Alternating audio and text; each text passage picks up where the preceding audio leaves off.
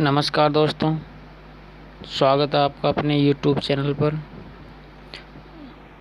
आज हम देखेंगे भारतीय इतिहास का प्रागैतिहासिक काल।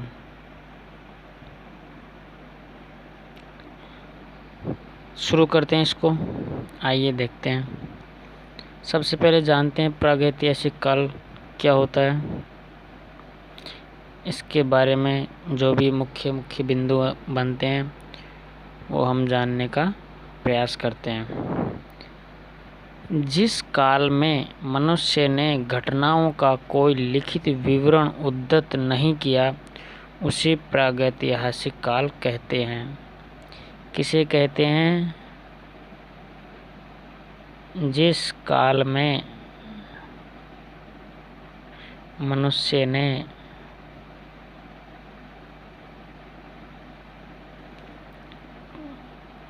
घटनाओं का कोई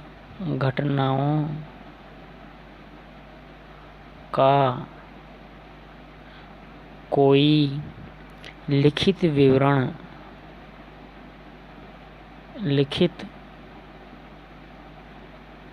विवरण उद्धृत नहीं किया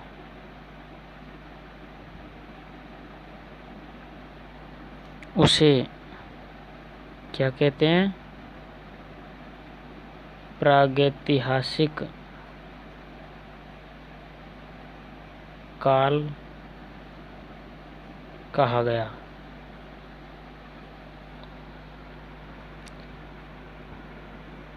जिस काल में मनुष्य ने घटनाओं का कोई लिखित विवरण उद्धृत नहीं किया उसे प्रागैतिहासिक काल कहते हैं।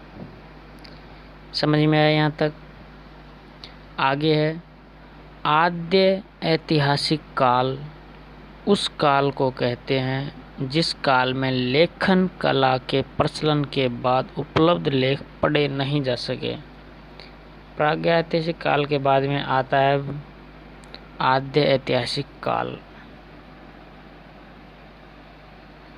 आद्य ऐतिहासिक काल। आद्य ऐतिहासिक काल उस काल को कहते हैं जिस काल में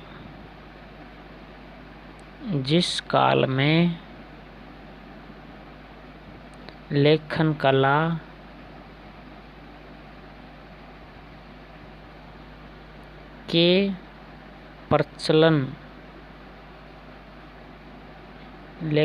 के प्रचलन के बाद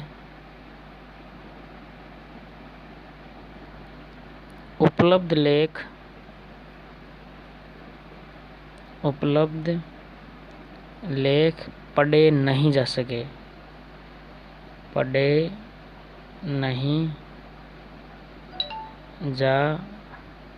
सके। कहने का मतलब ये है कि प्रागैतिहासिक काल में तो कोई लिखित विवरण नहीं मिलता था और आद्य ऐतिहासिक काल में जो लेखन कला का जो विवरण मिला है वो पढ़े नहीं गए हैं, मतलब कि उनको पढ़ा नहीं जा सका कि वो किस लिपि में लिखे गए हैं। देखते हैं अब आगे। जो मानव का प्रवेश धरती पर आज से लगभग 30 से 40 हजार वर्ष पूर्व हुआ था। 30 से 40 हजार वर्षों के पूर्व मनुष्य का जन्म इस पृथ्वी पर हुआ था दोस्तों। तो इस प्रकार हम आगे देखते हैं पूर्व पाषाण काल। दोस्तों जो पूर्व पाषाण काल होता है, पूर्व पाषाण काल के युग की जीविका का मुख्य आधार शिकार था। लोग शिकार करके अपना जीवन यापन किया करते थे।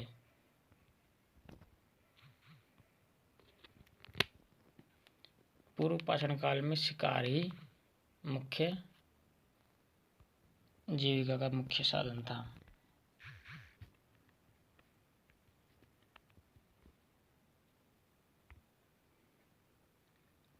मनुष्य में आग का आविष्कार पूरा पाषाण काल में, जो आग थी इसका आविष्कार पूरा पाषाण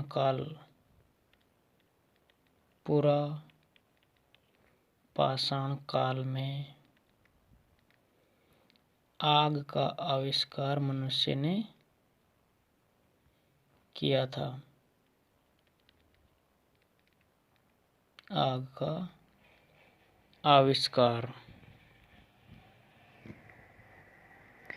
इसके बाद देखते हैं, मनुष्य ने पहिए का आविष्कार नवपाषाण काल में किया था। पहिया, मानव ने पहिए का आविष्कार नवपाषाण काल में किया था। नवपाषाण काल में पहिए का आविष्कार किया गया था मनुष्य के द्वारा।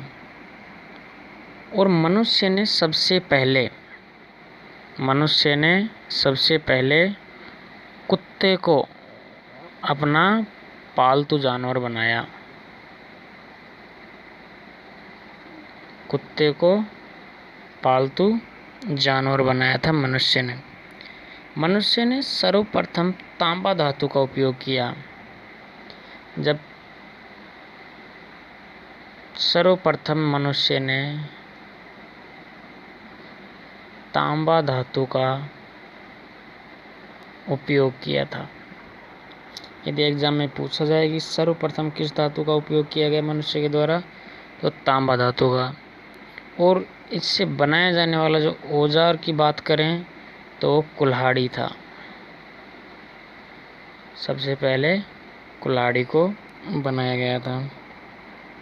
और जो कृषि का आविष्कार है वो भी नवपाषाण काल में ही किया गया था। कृषि का आविष्कार ये भी नवपाषाण काल में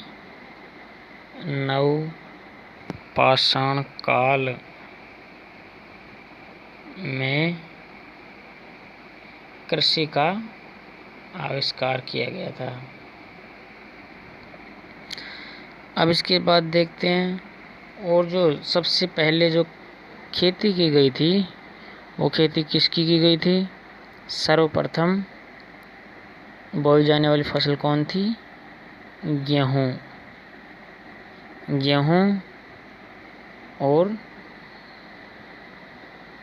और कौन सी थी? जौ। जो सर्वप्रथम कृषि की गई वो गेहूँ और जौ की फसल बोई गई थी। कृषि का प्रथम उदाहरण हमें देखने को कहाँ से मिलता है? मेहरगढ़ से खेती करने का सर्वप्रथम साक्ष्य प्राप्त हुए हैं। कहाँ से? मेहरगढ़ से। इसके बाद और एक बात और, जो मेहरगढ़ से कृषि के साक्ष्य मिले, वहाँ पे कौन सी फसल के साक्ष्य मिले हैं? चावल के दाने वहाँ से प्राप्त हुए हैं। आगे देखते हैं, पल्लावरम नामक स्थान पर प्रथम भारतीय पुरापाषाण कलाकृति की खोज हुई। जो पल्लावरम स्थान है, पल्लावरम, यहाँ से भारतीय पुरापाषाण कलाकृति की खोज हुई थी। भारतीय पुरापाषाण कलाकृति।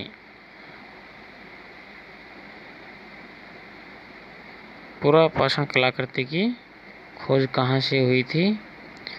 पल्लावरम से। इसके बाद देखते हैं भारत में पूर्व प्रस्तर युग के अधिकांश औजार स्फटिक के बने हुए थे। जो प्राचीन औजार बने हुए थे वो किसके बने हुए थे? स्फटिक। स्फटिक मतलब पत्थर के। जो पुराने औजार थे वो सब पत्थर के बने हुए थे। अब इसके बाद देखते हैं भारत का सबसे प्राचीन नगर कौन सा था? जो भारत का सबसे प्राचीन नगर था वो मोहनजोदड़ो था। कौन सा?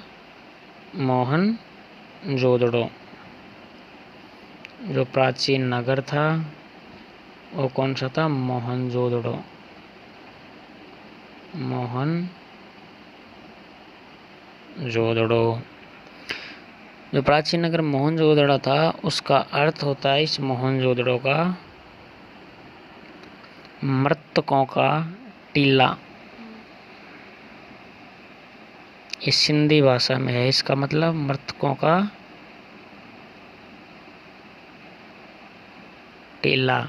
ये सिंधी भाषा में इस मोहनजोदड़ो को मृतकों का टीला कहा जाता है।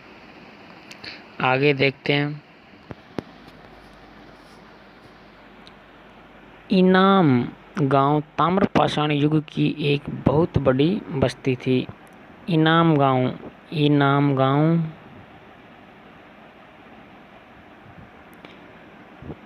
ताम्रपाषाण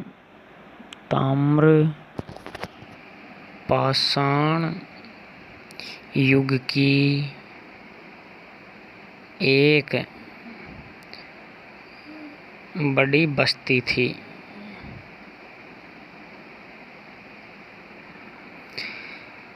मित्रों साथ के साथ नोट्स बनाते चलेंगे तो अच्छा रहेगा। जो इनाम गांव ताम्रपाषाण युग की सबसे बड़ी बस्ती थी, इसका संबंध किस संस्कृति से था? जोरवे संस्कृति से। इस गांव का संबंध जोरवे संस्कृति से था।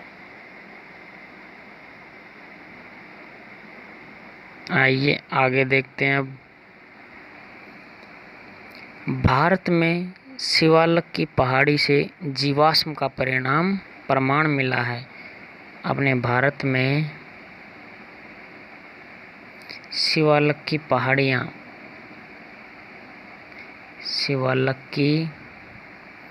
पहाड़ी से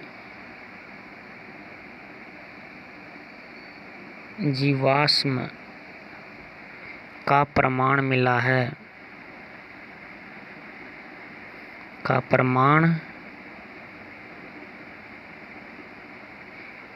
शिवालिक की पहाड़ियों से।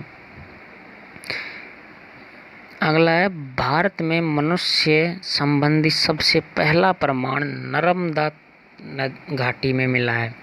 जो मनुष्य का प्रमाण है वो सबसे पहले कहाँ से प्राप्त हुआ है? नर्मदा घाटी से।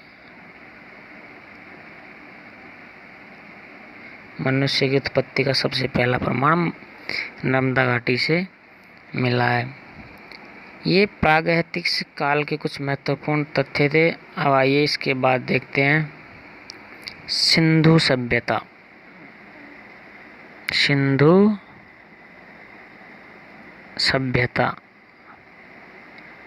सिंधु सभ्यता के बारे में देख लेते हैं थोड़ा। इसके बारे में पहला पॉइंट है रेडियो कार्बन C14 जैसी नवीन विश्लेषण पद्धति के द्वारा सिंधु सभ्यता की सर्वमान्य तिथि 2400 ईसा पूर्व से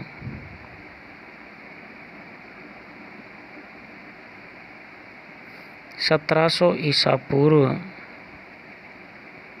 मानी गई है। सिंधु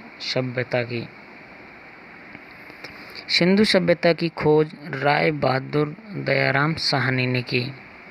जो सिंधु सभ्यता है इसकी खोज राय बहादुर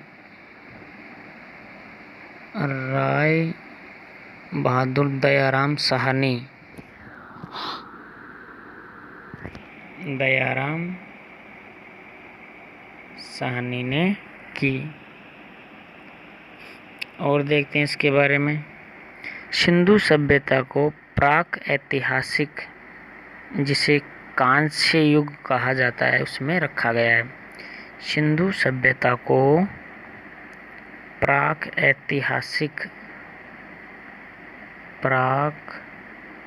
ऐतिहासिक या कांस्य युग में रखा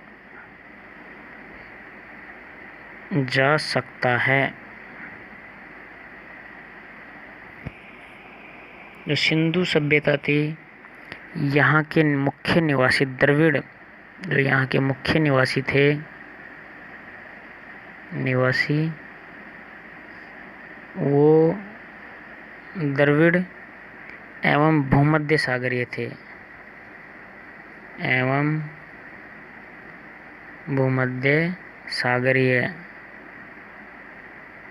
सागरीय थे।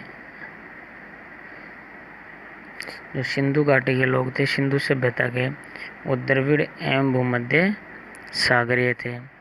सिंधु सभ्यता के बारे में थोड़ा और समझ लेते हैं। सिंधु सभ्यता के सर्वाधिक पश्चिमी पूरा स्थल दास्क नदी के किनारे स्थित सूत का गैंडोर,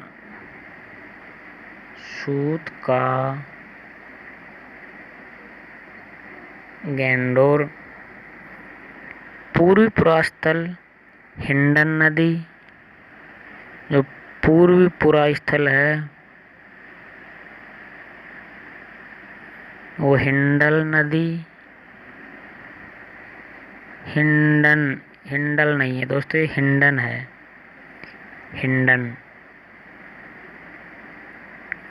हिंडन नदी के किनारे आलमगीरपुर,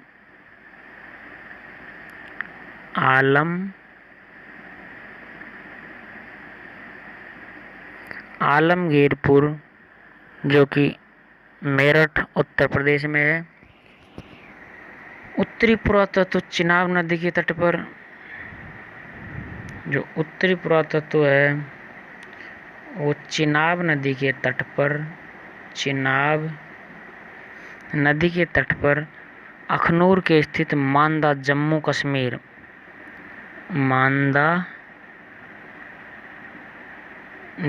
कश्मीर तथा दक्षिणी पुरास्थल गोदावरी नदी के तट पर, जो दक्षिणी पुरास्थल है वो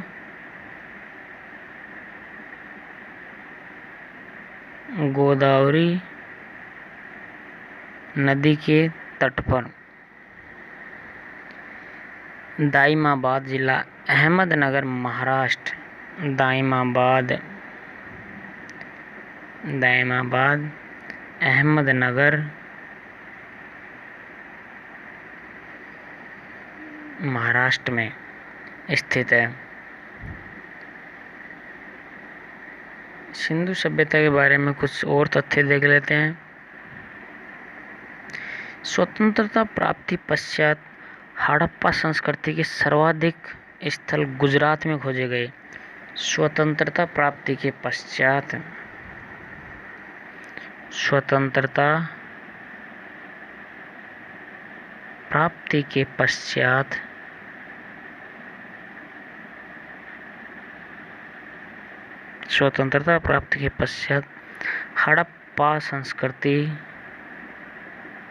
हड़प्पा संस्कृति के सर्वाधिक स्थल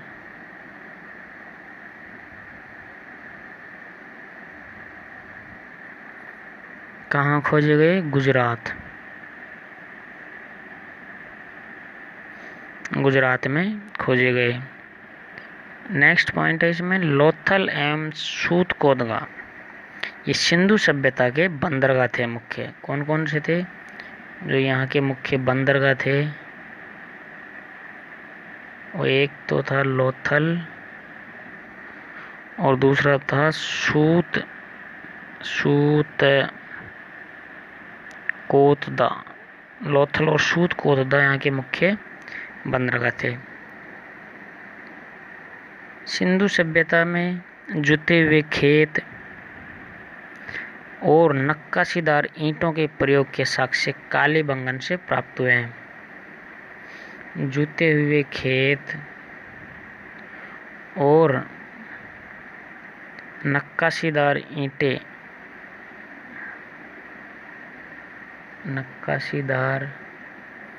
ईंटों के प्रयोग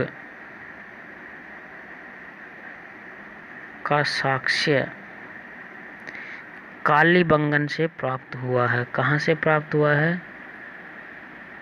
कालीबंगन से प्राप्त हुआ है।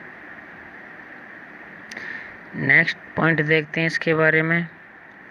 मोहनजोदड़ो से प्राप्त अन्नागार संभवतः सैंधव सभ्यता की सबसे बड़ी इमारत है। सैंधव सभ्यता की सबसे बड़ी इमारत कौन सी है? अन्नागार। सिंधु सभ्यता के बारे में कुछ और पॉइंट देख लेते हैं। मोहनजोदड़ो से प्राप्त वृहद स्नानागार एक प्रमुख स्नानागार है। जो यहाँ के जो स्नानागार थे, स्नानागार, उनकी माप थी 11.88 मीटर लंबा, 7.0 मीटर चौड़ा और 2.43 मीटर गहरा कुंड यहाँ बने हुए हैं स्नानागार के लिए सिंधु सभ्यता में। नेक्स्ट पॉइंट देखते हैं। जो अग्निकुंड है वो लोथल एवं कालीबंगन से प्राप्त हुए हैं। अग्निकुंड की प्राप्ति लोथल और कालीबंगन से प्राप्त हुए हैं अग्निकुंड। अगला पॉइंट है मोहनजोदड़ो से प्राप्त एक सील पर 3 मुख वाले देवता की मूर्ति मिली है। यहीं से हमें तीन मुख वाले देवता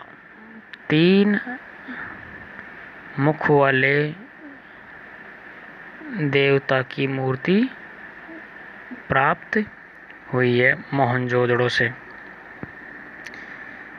उनके चारों ओर हाथी, गैंडा, चीता और भैंसा विराजमान है। जो ये मूर्ति मिली है इसके चारों ओर क्या क्या विराजमान है? हाथी, गैंडा, चीता एवं भैंसा विराजमान है। नेक्स्ट पॉइंट है मोहनजोदड़ो से नर्तकी की एक कांस्य मूर्ति भी मिली है।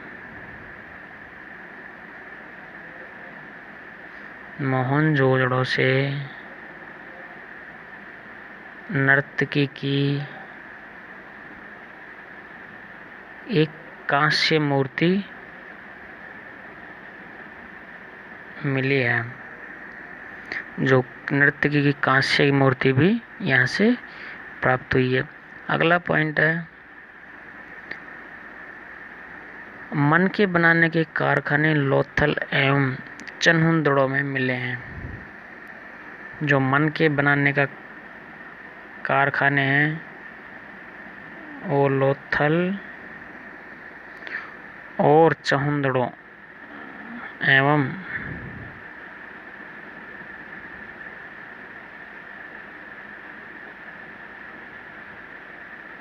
चन्हुंदड़ो से प्राप्त हुए हैं।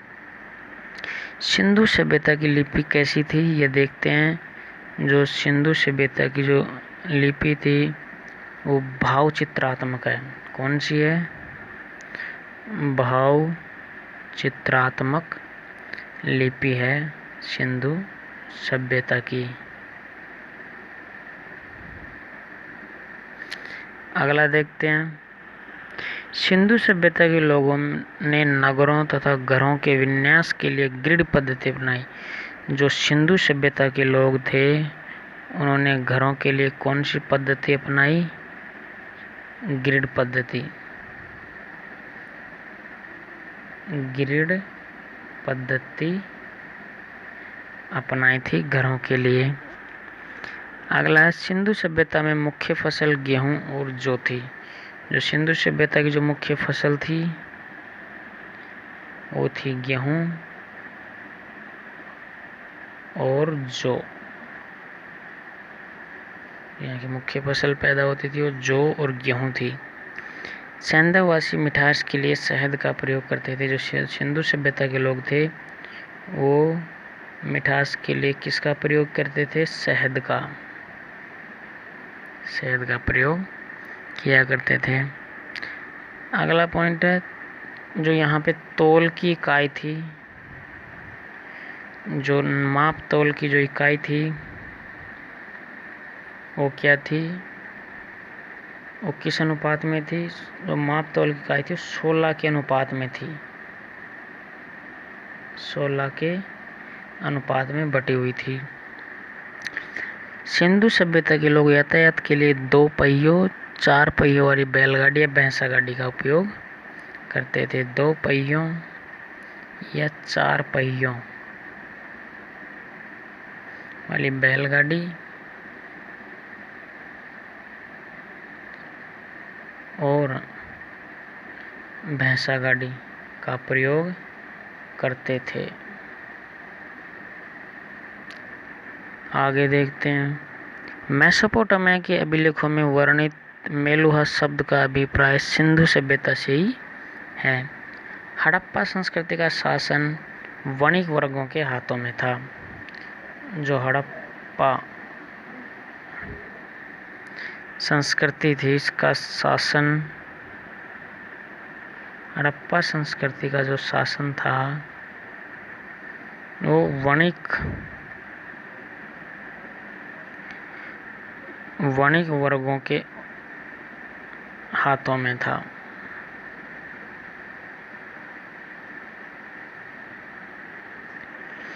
अगला पॉइंट देखते हैं इसके बारे में। पिंगट ने हड़प्पा और मोहनजोदड़ो को एक विस्तृत साम्राज्य की जुड़वा राजधानी कहा है। किसने कहा है? पिंगट ने। पिंगट ने हड़प्पा और मोहनजोदड़ो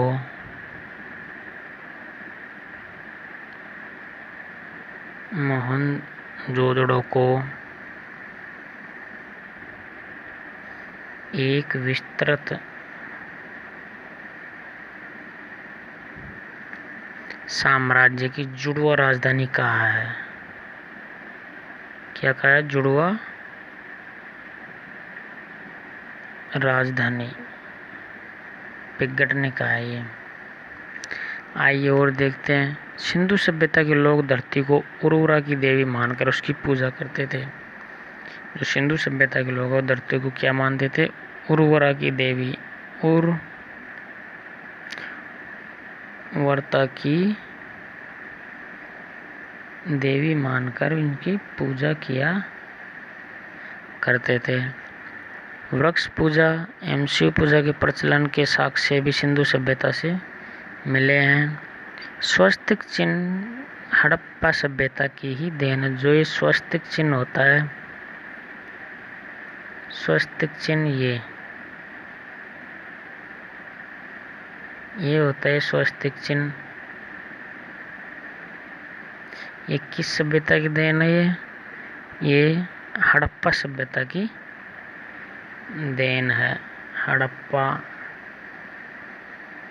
सभ्यता की देन है स्वस्तिक चिन्ह। आइए और देखते हैं कुछ महत्वपूर्ण तथ्य। पशुओं में कुबड़ वाला सांड इस सभ्यता के लोगों का विशेष पूजनीय था। जो सिंधु सभ्यता थी यहाँ के लोगों का जो पशुओं में जो पूजनीय पशु था वो था कुबड़ वाला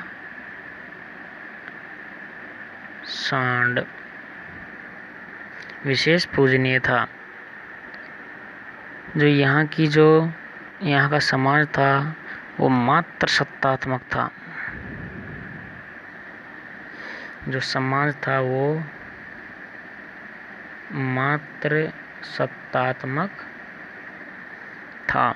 सैंधववासी सूती एवं ऊनी वस्त्रों का प्रयोग किया करते थे। सैंधववासी सूती और ऊनी वस्त्रों का उपयोग किया करते थे। अगला देखते हैं, यहाँ मनोरंजन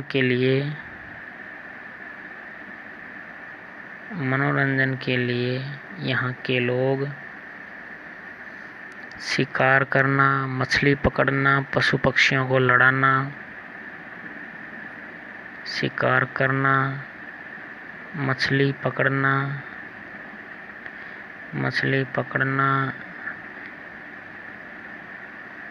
पशु पक्षियों को लड़ाना,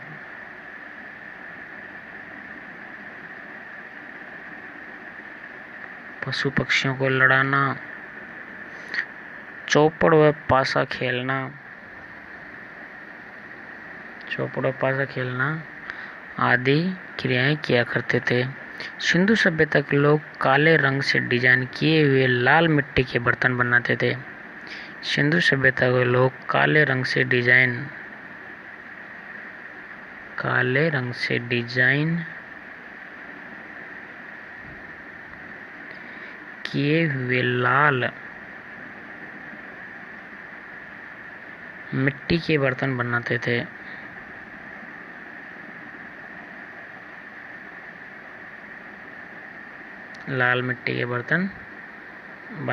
आइए देखते हैं अगला पॉइंट। सिंधु सभ्यता में पर्दा प्रथा एवं वेश्यावृत्ति प्रचलित थी। पर्दा प्रथा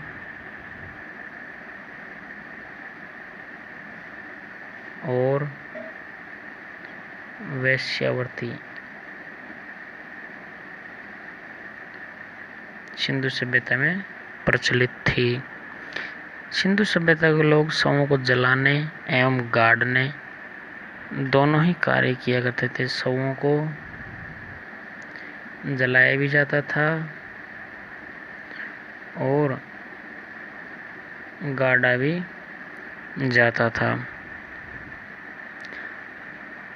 और देखते हैं, सिंधु सभ्यता के विनाश का संभवतः सबसे बड़ा कारण बाढ़ था। और सिंधु सभ्यता का विनाश कैसे हुआ?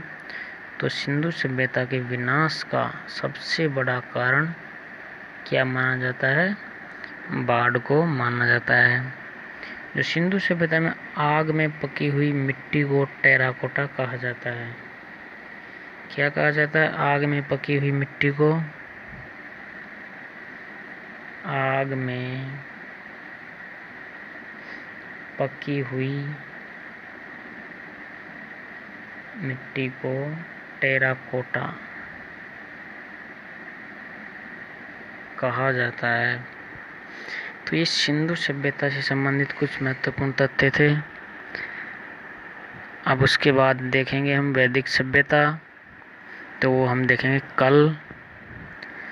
तो आपको सेशन पसंद आया होगा, सेशन को लाइक करें, शेयर करें और चैनल को सब्सक्राइब कर लें ताकि आने वाली वीडियो आपको मिल सके। अब हम देखते हैं आने वाली वीडियो में जितने भी अब बचा है अपने राजस्थान ये भारतीय इतिहास के बारे में वो पढ़ेंगे। वीडियो देखने के लिए आपका बहुत बहुत धन्यवाद। Thank you very much.